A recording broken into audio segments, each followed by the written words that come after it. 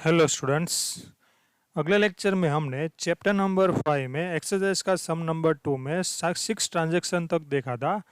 आज देखने वाला है 7 नंबर का transaction, goods of rupees 2000 return to Himani. हमने हिमानी को रिटर्न किया। पहले हमने हिमानी के पास से क्या किया था, परचेस किया था। अब उसको क्या कर रहे हैं, रिटर्न कर रहे हैं। तो कौन सा रिटर्न हो जाएगा, परचेस रिटर्न। तो यहाँ पर पहले आपको क्या करनी है, जनरल एंट्री लिखनी है 7 नंबर। तो लिखना पड़ेगा Himani account debit to purchase return account. कितने का गुड्स रिटर्न किया, 2000 और 2000। इफेक्ट कहाँ पर होगी, हिमानी हमारी लायबिलिटी थी, तो लायबिलिटी क्या होगी, डिक्रीज होगी। और गुड्स हमारे पास से गया, गुड्स हमारे पास से गया मतलब असेट भी क्या हुई, डिक्रीज हुई। गुड्स क्या हुआ, डिक्रीज हुआ। तो सबसे पहले यहाँ पर लिखेंगे जो लास्ट ट्रांजेक्शन था उसमें कैश दिया था 48,000, उसमें कोई इफेक्ट नहीं हो रही है तो नहीं लिखना है। फिर बैंक बैलेंस था 20,000, तो वही ऐसे ही रहेगा 20,000। फिर गुड्स में इफेक्ट हो रही है, गुड्स था 25,000 का और उसमें से हम रिटर्न कर रहे हैं, कितने का रिटर्न कर रहे हैं, 2000 का। तो कितना बचेगा हमारे पास, 23,000। और जसलीन हमारा डेटर्स था, उसमें भी कोई इफेक्ट हो रही नहीं है, तो यहाँ पर भी आ जाएगा 55,000। अब करना क्या है, यहाँ पर टोटल आएगा 1,46,000।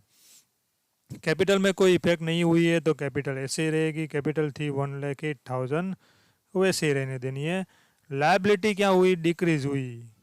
तो हिमानी के पास से हमें लेने थे 40,000, अब कितने लेने पड़ेंगे, 2000 नहीं लेने पड़ेंगे, डिक्रीज हुआ तो डिक्रीज हुआ तो 2000 माइनस कर देना है, तो कितना बचेगा 38,000। तो यहाँ पर इसका टोटल कितना आ जाएगा, 38,000। इसका टोटल कितना आ जाएगा, 1,08,000। तो इसी तरह से ऊपर जो 6 नंबर का ट्रांजेक्शन था उसकी जो अमाउंट थी वो यहाँ पर आपको नीचे क्या करनी है, कैरी फॉरवर्ड करती जानी है। अब देखते हैं ट्रांजेक्शन नंबर 8। ट्रांजेक्शन नंबर 8 में goods of rupees 4,000 return by Jaslin, Jaslin ने रिटर्न किया। हमने जसलिन को क्या किया था, सेल्स किया था। अब जसलिन रिटर्न कर रहा है तो कौन सा रिटर्न हो गया, सेल्स रिटर्न हो गया। तो हमारी एंट्री होगी, सेल्स रिटर्न ऑलवेज डेबिट होता है, तो यहाँ पर एंट्री होगी sales return account debit to Jaslin account. Jaslin कितने का रिटर्न कर रहा है, 4,000 और 4,000। अब सेल्स रिटर्न मतलब गुड्स आया, गुड्स आया मतलब असेट इंक्रीज, गुड्स इंक्रीज। और जसलिन को जो पे करना था, जसलिन को पे करना था मतलब असेट डिक्रीज। और उसके साथ क्या डिक्रीज हुआ, डेटर्स। कैश में कोई इफेक्ट नहीं हुई है तो कैश डायरेक्ट लिखेंगे 48,000। बैंक बैलेंस में भी कोई इफेक्ट नहीं हुई है तो बैंक बैलेंस 20,000।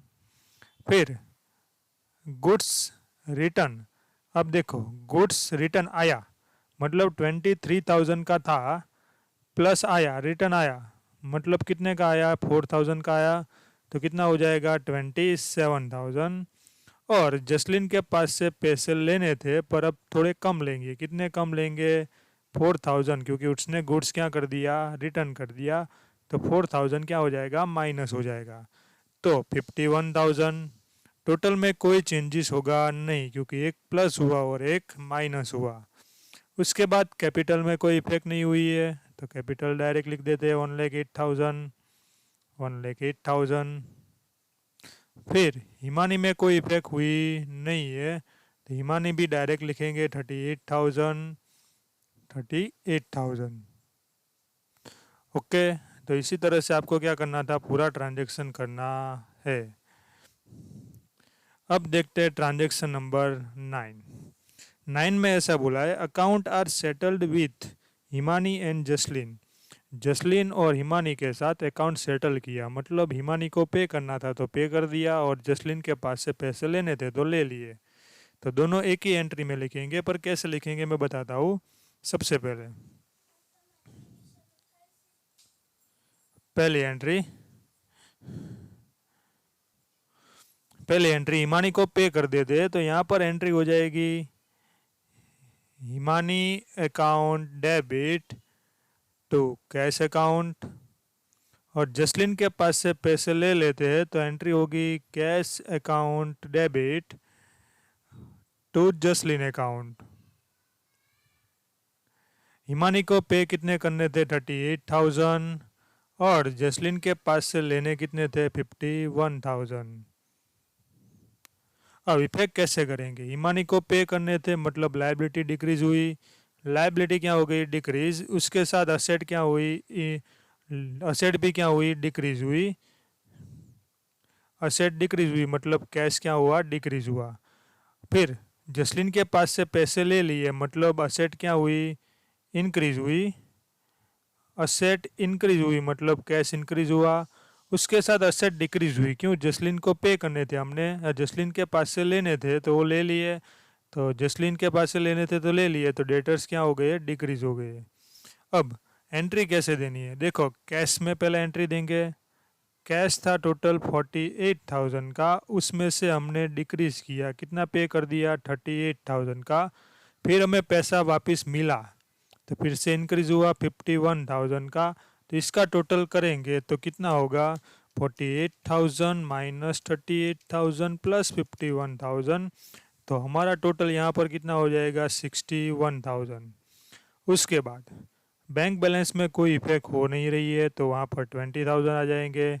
फिर गुड्स में भी कोई इफेक्ट नहीं हो रही है तो वहाँ पर 27,000 आ जाएंगे। और जसलीन डिक्रीज हुआ तो जसलीन 51,000 था माइनस डिक्रीज 51,000, तो उसमें कोई अमाउंट बचा नहीं है, तो अब इसका टोटल करेंगे, तो टोटल करेंगे तो कितना होगा 1,08,000, जो कि हमने जिसके पास से पैसे लेने थे तो वो ले लिए, जिसको पे करने थे वो पे कर दिए। फिर कैपिटल में कोई इफेक्ट हो रही नहीं है तो कैपिटल 1,08,000 1,08,000। फिर लाइबिलिटी क्या हो रही है डिक्रीज हो रही है, विमानी 38,000 माइनस डिक्रीज 38,000 तो कितना हो जाएगा डैश, मतलब लाइबिलिटी अभी हमारे पास कुछ है नहीं। तो देखो ये दोनों का टोटल करोगे तो असेट हो गया, तो इसी तरह से आपको क्या करना था, जिसको पे करना था उसको पे कर दिया और जिसके पास से लेने थे उसके पास से ले लिए। अब देखते हैं एंट्री नंबर 10। एंट्री नंबर 10 में दिया है विड्रॉ 5,000 फ्रॉम बैंक।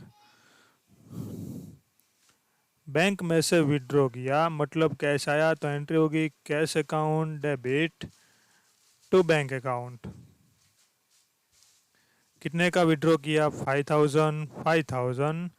असेट क्या हुई इंक्रीज मतलब कैश इंक्रीज हुआ, और बैंक बैलेंस क्या हुआ डिक्रीज मतलब असेट डिक्रीज हुआ, बैंक बैलेंस डिक्रीज हुआ।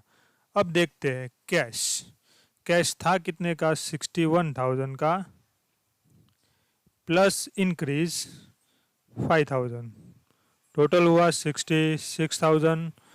फिर बैंक बैलेंस था 20,000 माइनस डिक्रीज हुआ 5,000। देखो इफेक्ट हमने लिखी है तो उसी तरह से आपको क्या करते जानी है इफेक्ट लिखते जानी है।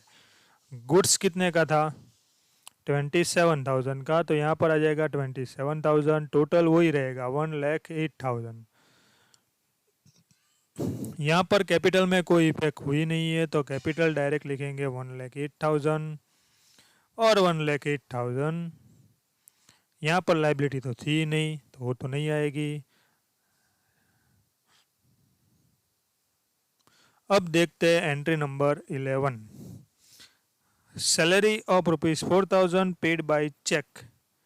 टोटल 4,000 की सैलरी पेड की, वो भी किससे चेक से पेड की, चेक से पेड की सैलरी मतलब एक्सपेंस, तो यहाँ पर हमारी एंट्री यहाँ होगी सैलरी अकाउंट डेबिट चेक से पेड की टू बैंक अकाउंट।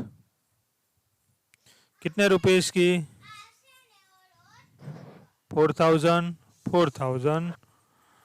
सैलरी मतलब एक्सपेंस मतलब कैपिटल क्या हुआ डिक्रीज हुआ, कैपिटल डिक्रीज हुआ, और बैंक में से पैसे गए मतलब बैंक बैलेंस भी क्या हुआ डिक्रीज हुआ, बैंक बैलेंस डिक्रीज हुआ। कैश में कोई इफेक्ट नहीं हो रही है तो 66,000। बैंक बैलेंस में इफेक्ट हो रही है 15,000 था और डिक्रीज हुआ, कितना डिक्रीज हुआ 4,000, तो यहाँ पर कितने हो जाएंगे 11,000। और गुड्स में कोई इफेक्ट हो रही नहीं है, तो गुड्स डायरेक्टली लिखेंगे 27,000। टोटल कितना हो जाएगा? 1,08,000। कैपिटल में इफेक्ट हो रही है, कैपिटल क्या हो रहा है? डिक्रीज हो रहा है, तो 1,08,000 माइनस डिक्रीज 4,000, यहाँ पर कितना हो जाएगा? 1,04,000। यहाँ पर भी थोड़ी मिस्टेक है, 1,04,000 आएगा, और लाइबिलिटी तो कोई थी ही नहीं, तो वो तो डायरेक्ट लिखेंगे ही नहीं।